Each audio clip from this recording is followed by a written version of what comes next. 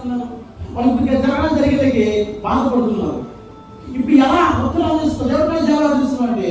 ఇప్పుడు ఏమంటున్నాడంటే స్వామిలు, మీ పక్షంగా నేను ప్రార్థన చేస్తా, మీరు చేయాల్సిన ఒకటే ఎక్కువ కాలేదు. మీరు అన్ని దేవతలను విడిచిపెట్టి, ఆశ్రమ దేవతలను విడిచిపెట్టి మీ హృదయంలో పట్టుదల కలిగి దేవుని వైపు తిరిగి మీరు రక్షణ పొందుతారు, మీ విజయం చూస్తారు. తెలుస్తుంది కదా. మళ్ళీ ఏం చేయమన్నాడు దేవుడు హృదయంలో? ఎవరి మీద కోపం పెట్టుకున్నావు, ఎవరు దూషిస్తున్నావు, పై భాగంలో ఎవరు అసహించుకుంటున్నావు, ఏది అన్యాయంగా సుమ్ముని ఇంట్లో ఉందో, ఎక్కడ ఏది చేసినావో తీసేసుకుని హృదయం కలిగి పట్టుదల కలిగి నువ్వు దేవుడి వైపు చూస్తే అప్పుడు స్వామి అంటూ నీ పక్ష నేను ప్రార్థన చేస్తా. మీ హృదయం నేను కుమరించిన దేవుడు కుమరేయండి అంటే మన హృదయం ఏముందో నీకే తెలియాలి, దేవుడికే తెలియాలి.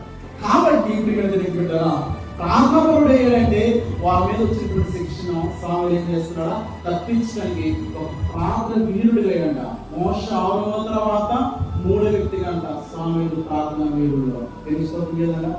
మరి ఏ రోజున ప్రార్థన చేసినా మన కుమారుడు గురించి ఎవరి గురించి ప్రార్థన చేసినా ఐ డోంట్ కేర్, ఇవి మాకు నచ్చవు తెలుసుకోవద్దు కదా. ఎలా నేర్చుకున్నాడు ప్రార్థన? లోపడ్డాడు, రెండోది పరిచయం చేసాడు, మూడోది లోపడటం వల్ల పరిచయం చేయడం ప్రార్థన నేర్చుకున్నాడు. దేవుని సన్నిధికి వస్తే మనం ప్రార్థన నేర్చుకోవాలి. నువ్వు ప్రార్థన చేయమని పని కదా, నువ్వు చెప్పు అంటాం తెలుసుకోదా. ఒక పాట పాడము చెప్పకుండా మన పాట ఏం పాట? లోక సంబంధమైన పాట. దేవుడి పాట ఒక పాట ఒకరు ప్రార్థన చేయలే ఎలా ఆశ్రయించబడదు, ఎలా తెలుసుకోవాలి. అందుకని ఇక్కడ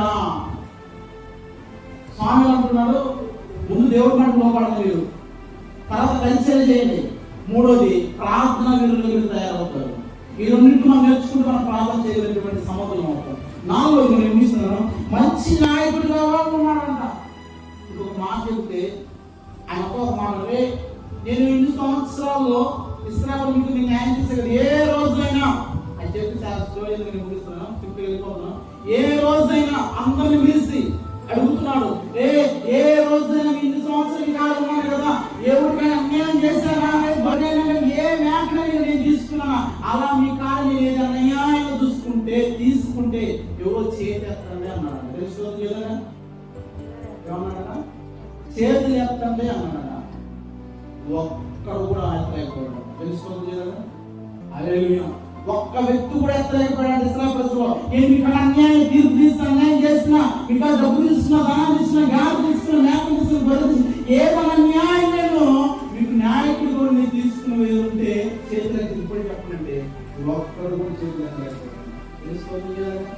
ఏం కాబట్టి ఎంత విధంగా ఆదించుకోవాలని ఎవరన్నా మీ ఎడలని ఏమైనా చేస్తానంటే తెలుగుతా అని ముందు ఆ రోజు మా మాట మాడదు, ఆ రోజు నాకు తిట్టావు కదా, ఆ రోజు నాకు డబ్బులు ఇచ్చి మోసం చేసావు కదా, 10 చేతులు సాక్షి ఇసురాపడతారు. దాని నుంచి వేష వరకు సాక్షి పొందినటువంటి స్వామి తీసుకోవద్దు. కాశ్మీర్ నుంచి కటాక్ వరకు మన గోడతో అప్పుడు దాని నుంచి వేష వరకు మంచి నాయకుడు అన్నమాట. తర్వాత పాపం